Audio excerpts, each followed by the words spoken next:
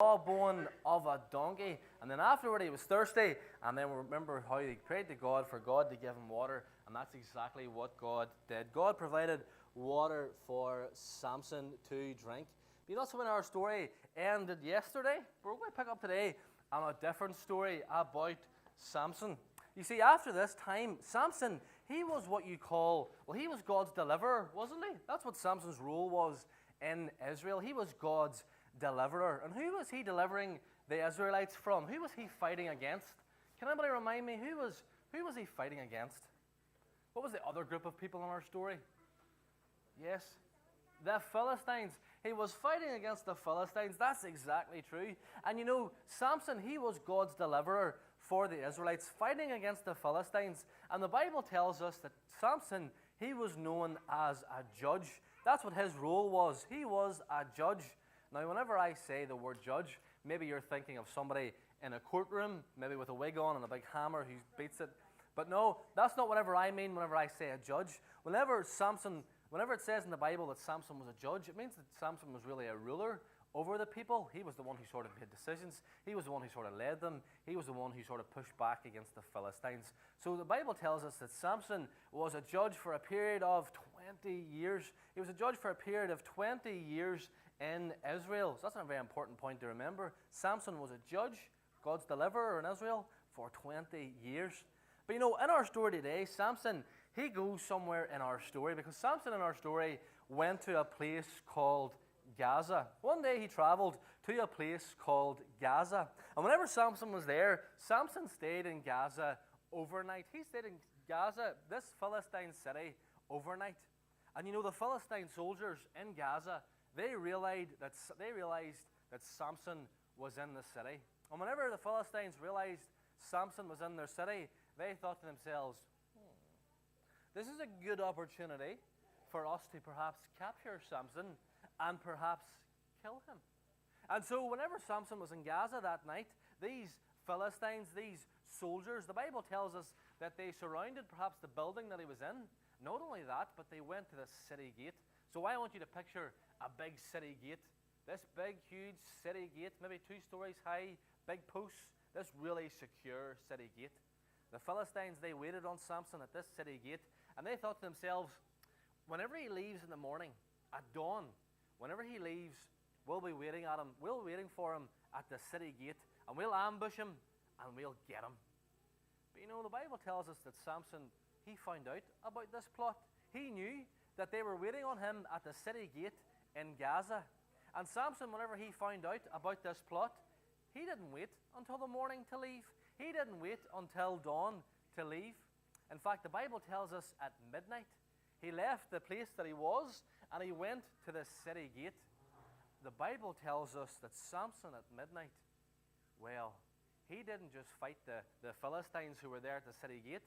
The Bible tells us that Samson, with all his strength, all his super strength from God, the Bible tells us that Samson, he grabbed the city gate, and what do you think he did? What do you think Samson did with the city gate? He broke it. The Bible actually tells us that Samson lifted the city gate up and carried it away. Whoa!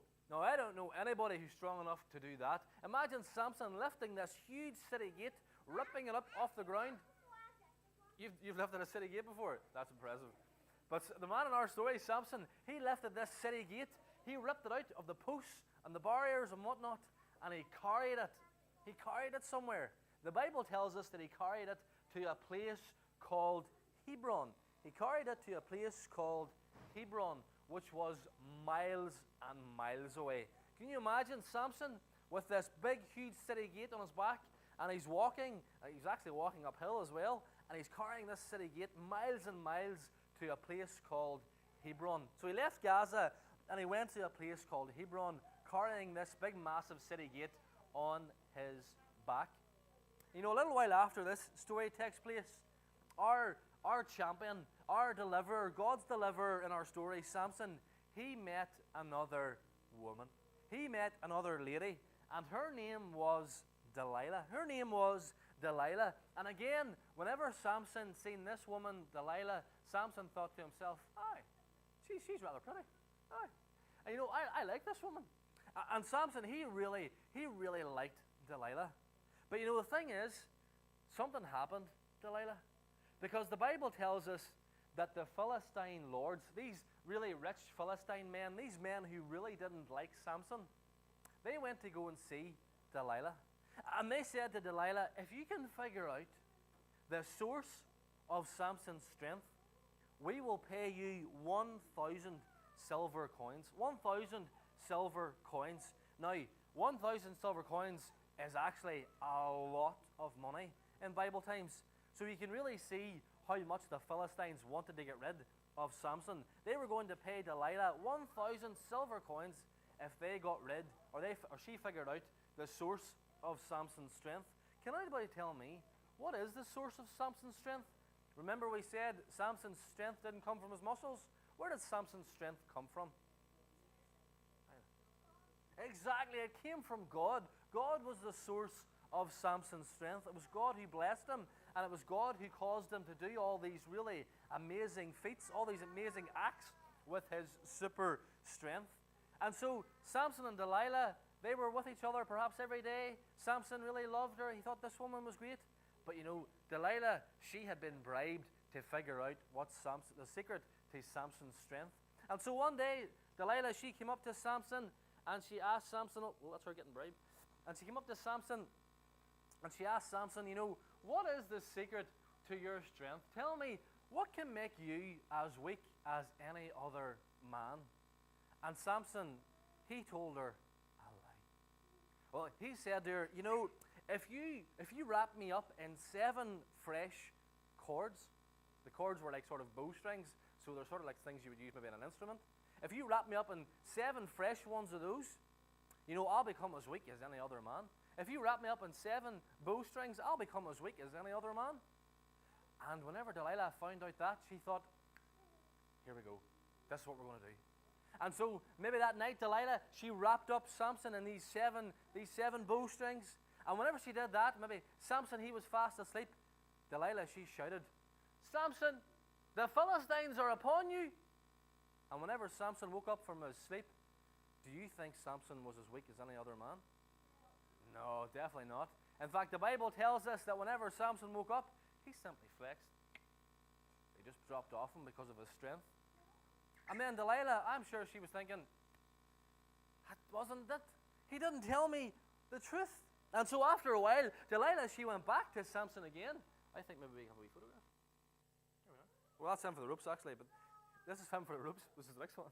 Okay, so Samson, after this, Delilah went to him again and said to him, you didn't tell me the truth. Tell me the source of your amazing strength. What can make you as weak as any other man? And Samson, he lied again. And he said, if you tie me up in new ropes that have never been used for work, I'll become as weak as any other man. And that's exactly what Delilah did. She tied him up in new ropes whenever he slept. And then the same thing again, Delilah shouted, Samson, the Philistines are upon you.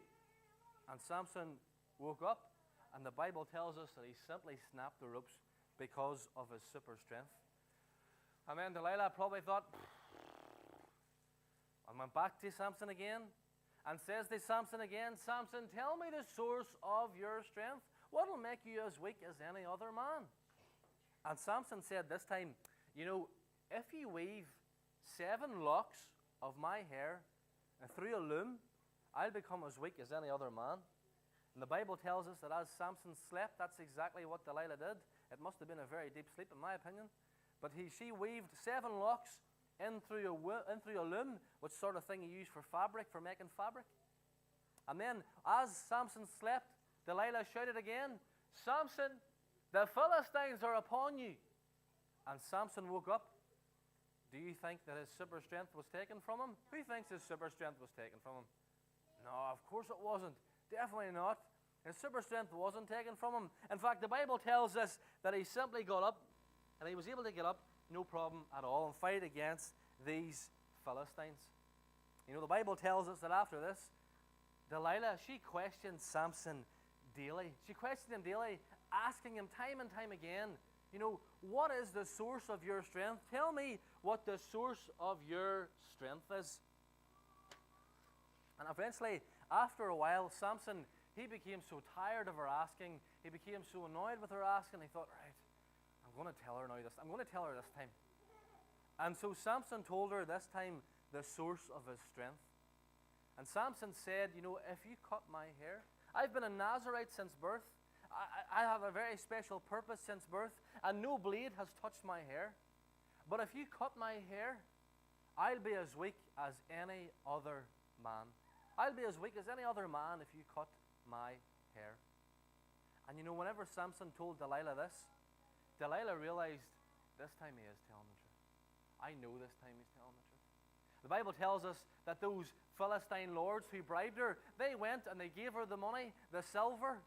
And then the Bible says that night, whenever Samson was asleep, the Bible actually tells us that Samson was asleep on Delilah's lap, all nice and cuddly, falling asleep.